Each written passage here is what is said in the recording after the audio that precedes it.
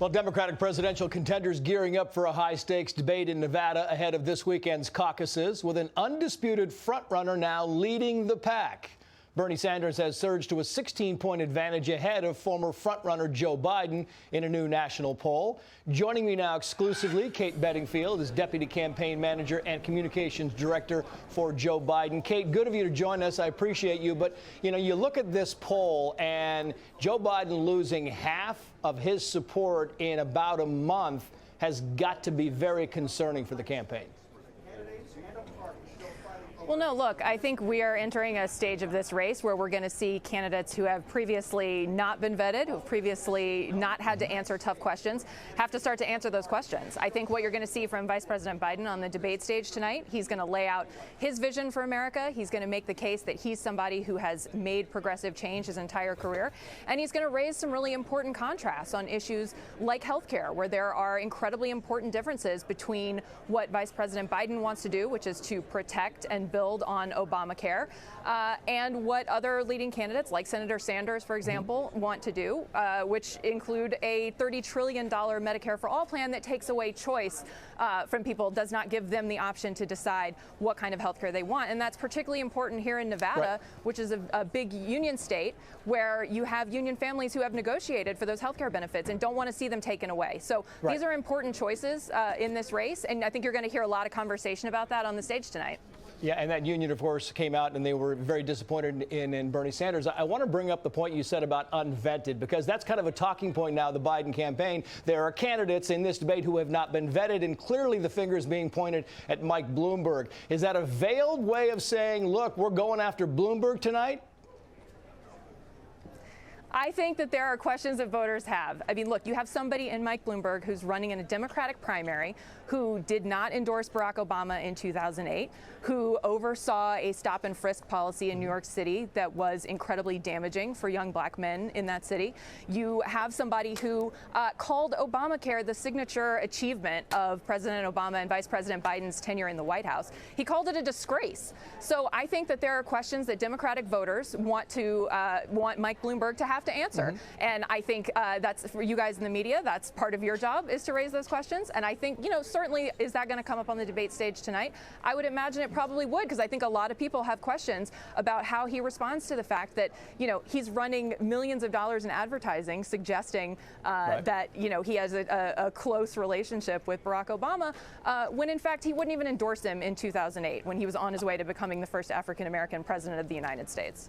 Are you concerned about Mike Bloomberg and him talking up his relationship with President Obama? Because that seems to be a lot of his advertising now. You see it everywhere. And he really is kind of fostering this, we had this great relationship. And it's got to be kind of, it's got to be a little bit annoying for Vice President Biden to see these commercials day in and day out and everywhere. And they're kind of omnipresent. It's like $400 million worth of stuff is a lot out there. Well, I think people know that Joe Biden was Barack Obama's partner in the White House. He was there with him every step of the way, fighting for things like the Affordable Care Act, fighting for things like the Paris Climate Accord. That's the work that Vice President Biden has put in, that he's done. He had Barack Obama's back every single day in the White House. And so I think, I think Mayor Bloomberg has some questions to answer about why he has disparaged some of the biggest achievements of the Obama-Biden administration, and why he wouldn't endorse Barack Obama in 2008 when he was the Democratic nominee. So I think, again, if you're asking for the votes of Democratic voters in a Democratic primary, I think those are questions that you have to answer. You know what I find fascinating about this, Kate, is that we talk so much about Bernie Sanders, because Bernie Sanders is clearly the front runner right now. We talk a lot about Michael Bloomberg. We're not talking a lot about Pete Buttigieg and about Amy Klobuchar, and I wonder why that is. I mean, nobody seems to have the knives out for Buttigieg or Klobuchar, and everybody is pointing at Bernie and Bloomberg, and I'm wondering what the internal thought process on that is.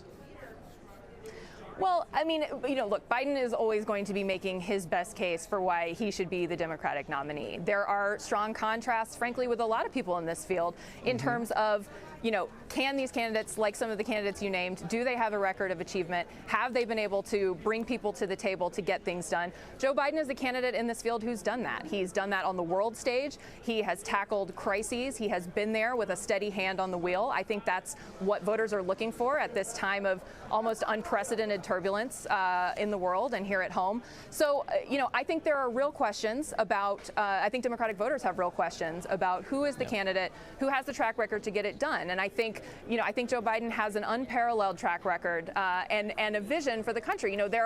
You can talk about plans, you can have, you can have all the great plans in the world, but if you haven't had the experience to get them done, to bring people together, to unify the party, and then unify the country, then you're not going to be able to make real change. And I think that, we're talking about some of those candidates you mentioned there at the top. I think there are really strong contrasts between their records of success and achievement and Joe Biden's. And it is going to be a very important next 4 days for the former Vice President. Kate Bedingfield, good to see you. Thank you so much. Thanks for having me. I really appreciate it.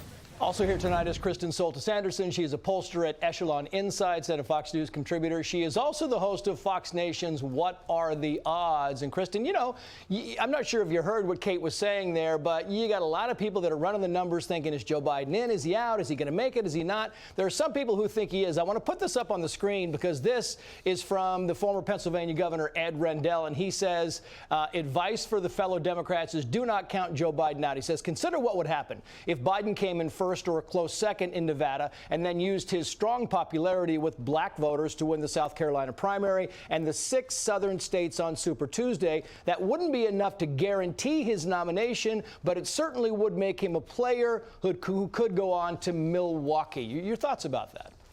I think it would be crazy for anyone to drop out of this race before Super Tuesday, and Joe Biden is very much so included in that. He had very underwhelming performances in Iowa and New Hampshire. There's no way to spin that for his team. Those were disappointments. But Nevada, where it doesn't look like he's necessarily on track to win, but certainly South Carolina is a state where he does quite strongly.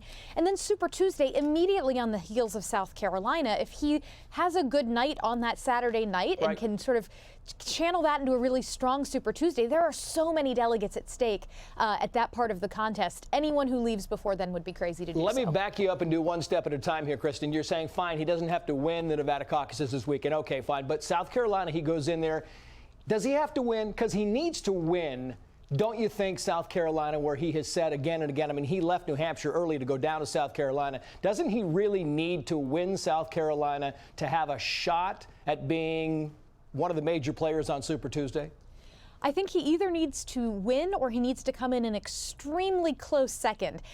Because in this case, he's demonstrating, look, I'm the candidate who African-American voters in this primary can get behind. But if Bernie Sanders is able to say, sort of credibly make the case that he has won or effectively won, since Iowa is still a little questionable, effectively won the first 4 contests, how could he be treated as anything but a front runner? However, one thing to keep in mind for South Carolina is Tom Steyer, which Fox's own polling shows does quite well there. He's an interesting X factor. If he winds up winning South Carolina, then all bets are off. Yeah, or taking some votes away from somebody like Joe Biden. It's interesting. I just want to put this on the screen because I found this kind of interesting. This is about the head-to-head matchups between President Trump and the top 5 Democratic challengers. And look at it, all the way across the board, they all beat the president here. And, there's a lot of people sitting at home right now saying, come on, they're not all going to beat the president. In fact, that any of them are going to have a difficult time up against President Trump. Your thoughts on that poll? Well, first, you have to remember that even if somebody wins nationally by 2 or 3 points, that doesn't mean they become president, as President Trump and not President Hillary Clinton have found out. But the other thing to keep in mind is that for these Democrats, they have not faced the full force and power of the Trump campaign machine. Trump is building a massive and impressive campaign operation, and they are going to have tons of ammunition to use against any of these Democratic candidates. Frankly, the thing that Biden says about him being vetted and the rest of these Democratic candidates being a bit of an open question, he's kind of right about that. There are a lot of things America does not yet know about Pete Buttigieg, Amy Klobuchar, and frankly, Mike Bloomberg. We're going to find out. Kristen Soltis-Anderson, good to see you. Thank you. Thank you.